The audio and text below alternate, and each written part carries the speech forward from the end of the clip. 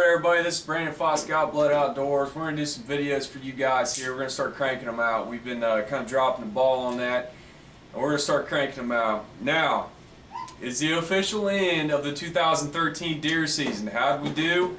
Jeff Sorrell not going hungry. Sean Bentley, he's got the venison. I myself had a great season. Guys, I mean, with the first couple hours, I popped the doe, was done there, you know, early November. Got a nice buck, got a real nice buck, and I'm happy with that. And our glorious host, Jeff Webb, oh, he killed a monster. That's right, yeah, he killed his truck, a nice big Ford truck. Now, all joking aside, guys, I mean, this was pretty serious. He was on top of his hood, and he actually, the last thing he heard was, anybody live in there? And all joking aside, that seatbelt actually saved his life, guys. So going to and from your spots, you guys need to buckle up. I mean, besides, you know, it being the law anyway, but it'll actually save some lives. Now, what we're going to talk about, guys, here is arrows. And how this all came about, a guy at work asked me, you know, hey, I need some arrows. I broke some, you know, I've shot some, I've lost some. You know, can I just go to the local shop? Can I pick some up? And the answer to that is yes, but there are some things you need to think about. One, we'll just start with the vein selection. You know, this is a 2-inch vein on this. You know, some come with 4, 3, you know, different variations. The problem is a lot of times the shorter the vein you go with, the higher the profile. And when you go with a high profile like this, you know, a lot of times on your bow, you don't have the clearance to do that. You know, you might hit all kinds of stuff here on the shelf. You know, it's not as deep as what you would assume. You know, and all bows are a little different. Next on that, since I have this up, is your actual rest itself, guys. I mean, you know, that depends on how short or how far back you can cut it. This rest, I mean, sits pretty far back. You know, some don't, but I actually like my arrow mid-shelf. Some guys like to cut it back. You know, if you shoot a fixed blade, it's going to have to be a little bit past. I mean, that's all the way it is about it. So that's something to think about there. Set this down here.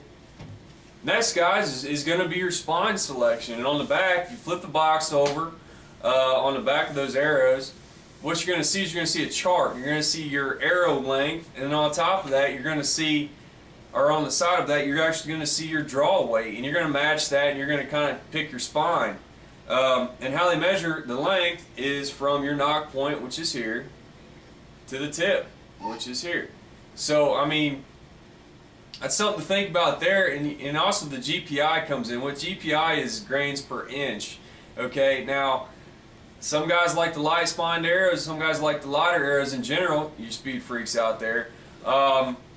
Some guys don't. I happen to be one of those guys that don't, okay, but I'm also a hunter. I don't shoot a whole lot of 3D, I do shoot some, and I might switch the arrows up a little bit lighter because of that. So let's talk, you know, a lot of times when you match those up, again, the arrow length and then your draw weight, sometimes you'll see that actually, you know, you might be able to shoot the light or the heavier shaft on this. So that you're going to have to make a judgment call. Sorry, my son's trying to get the video. But you're going to have to make a judgment call on that. And basically, here's what's going on with that, okay? You shoot a lighter arrow, yeah, the speed's great. You know, you're going to be basically just shooting freaking lasers out of your bow. However, you're not going to get the penetration on the animal that I think that you're looking for. You're not going to get those pass-throughs. You know, a lot of times if you buff a shoulder on accident or something like that, you know, you might not get that penetration. For 3D shooting, most definitely go ahead for it. You know, go shoot all you want. A lot of times, again, the GPI, that's on the side of the arrow, grains per inch on the side of that arrow. And obviously, the shorter you cut your arrow, you know, you're shaving weight there too, but that's more in technical video later on to come. You know, some things you can do to speed your bow up and stuff like that. Next is cutting. You're going to take that, you know, after you've decided the vein selection, and you've decided, you know, your GPI, you decided, okay, this is the spine I want to go with. You're going to take it up to the counter, and they're going to stick this thing in a high-speed arrow saw. And what they're going to do is basically just a jig, guys. Looks like a Dremel on steroids for the most part. It's very fast. And they're going to cut these shafts for you. Therein lies the problem. I've only been to one pro shop, guys, that have done this, but basically I suggest do your own inserts. And they don't really get offended when you ask that. They might ask you why, whatever, but typically when I ask, hey, you know, can I do my own inserts, hey, they're more than happy to let me do it because it's less work for these guys to do. But basically what's going on when they cut these things, guys, is they're cutting this high-speed aerosol.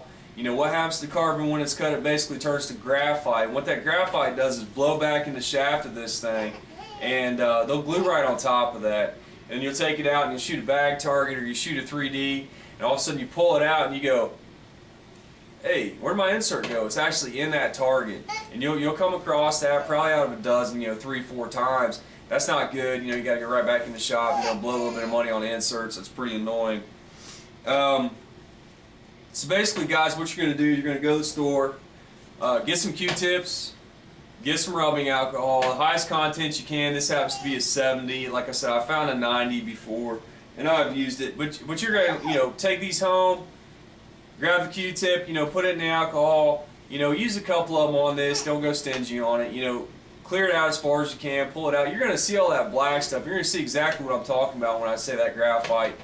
And then proceed to glue your inserts in, guys. It's not, rocket science, especially, they have couplings on them. You shove it down in there to the coupling. You're going to notice probably that some glue is going to come out on the tip there. So you just, wipe that off and let it sit for 24 hours. Don't go out there and start shooting these arrows right away. And, all of a sudden you're going to say, well, Fox didn't tell me the right thing. And, they pulled right out. That's because you didn't let them sit long enough. So make sure you do that for sure, guys. You should be good there. That's pretty much a video on a basic arrow selection, for the typical guy. Some things to think about, some things you're going to run across. So, guys, don't forget we got our website up now, www.gotbloodoutdoors.com, and of course on YouTube. If you have any questions or concerns, hit me up on the website. I'm Pro Staff Brandon Fox, or any of us for that matter. So, you guys, get out of that stand, check that arrow. You got blood. Well, that sucks.